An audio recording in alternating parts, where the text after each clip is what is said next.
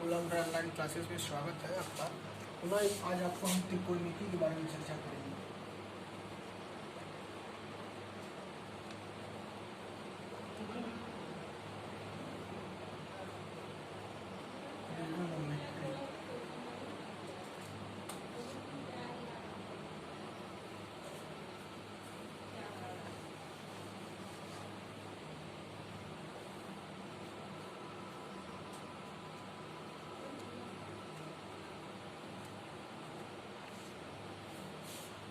इसके पहले आप त्रिभुज के बारे में जानते होंगे कि त्रिभुज क्या होता है। त्रिभुज आप जानते हैं कि वह आकृति जो तीनों भुजाओं से घिरी हुई आकृति को हम क्या कहते हैं? त्रिभुज कहते हैं। तीन भुजाओं से घिरी हुई आकृति को हम क्या कहते हैं? त्रिभुज कहते हैं। ये आपने पढ़ा।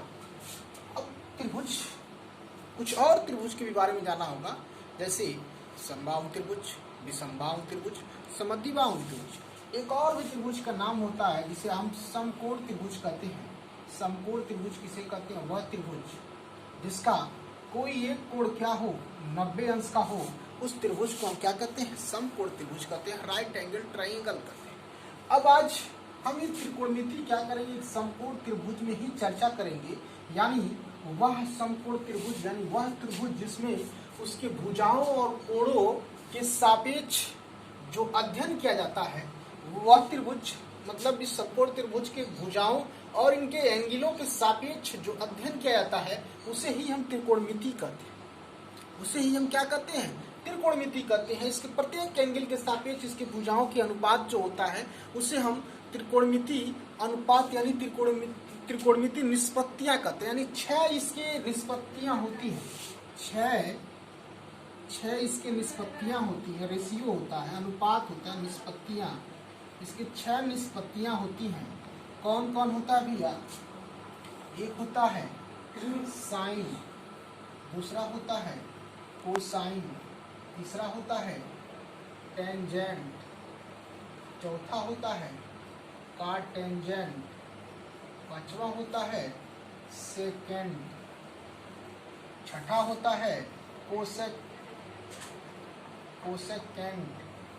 यानी 6 निष्पत्तियां होती हैं।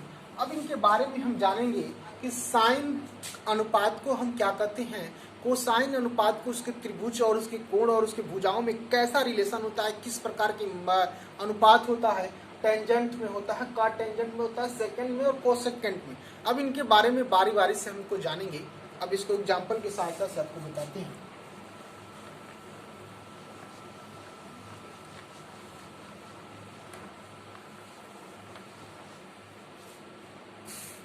को हम बताते हैं आपको। मान लीजिए एक त्रिभुज है,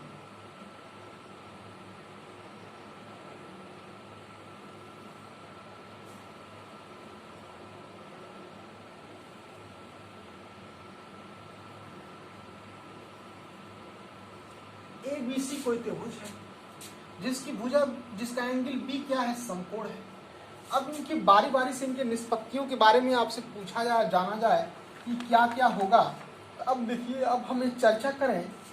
अब देखिए, अब साइन A के सापेक्ष यानी एंगल A के सापेक्ष हम इसके निष्पत्तियों को, 6 निष्पत्तियों को बारे में चर्चा कर रहे हैं। यानी कोण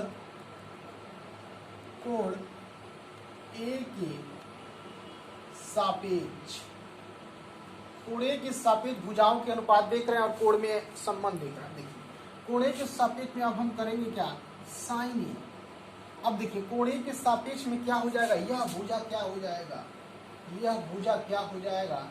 ये इसकी संलग्न भुजा कहलाएगी। कोण A से क्या है? संलग्न है। यानी कहा जाएगा कोण A के लिए क्या हो जाएगी? संलग्न भुजा हो जाएगी। और एक कोण A के लिए क्या हो जाएगा? सम्मुख भुजा हो जाएगा। अब कई का है, कोण A के लिए ये संलग्न भुजा होगा और यह भुजा सम्मुख भुजा। साइन A कहता है इसके अनुपात क्या होता है? ये कहेगा कोण A का सम्मुख भुजा, यानी कोण A का सम्मुख भुजा क्या है? कोण A का हम एंगल की बात कर रहे हैं। कोण A का सम्मुख भुजा अपान अब देखिए अपान इसका कोण, इसका कर्ण, इस त्रिभुज का कर्ण।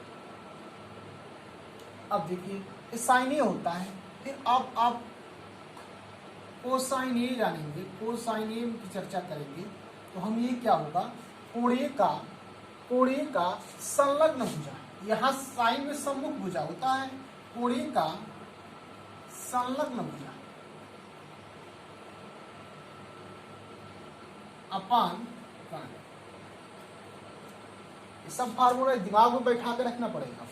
अब इसके बाद से टैन का होता है, टेंजेंट का ए का क्या होता है, कोण ए का सम्मुख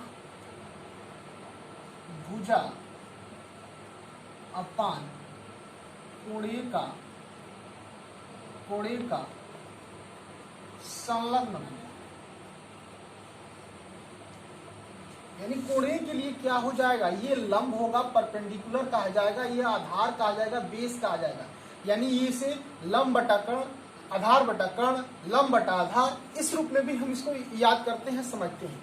अब इसके बाद से कॉट टेंजेंट का क्या हो जाएगा, कॉट टेंजेंट यानी टैन का ही अपोजिट उल्टा होता है कॉट, यानी सीधे ये अपोजिट हो जाएगा, ये हो जाएगा कोण ए का संलग्न भुजा बटा कोण ए का सम्मुख भुजा। फिर इसके बाद से ये हो जाएगा सेकेंड, ये क्या हो जाएगा, कोण ए का यानी कर्ण बटा कोण ए का संलग्न भुजा।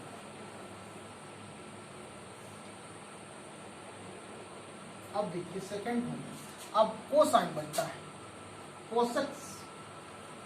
कोशक ए बचता है, ये क्या होगा, कर्ण अपान कोण ए का सम्मुख।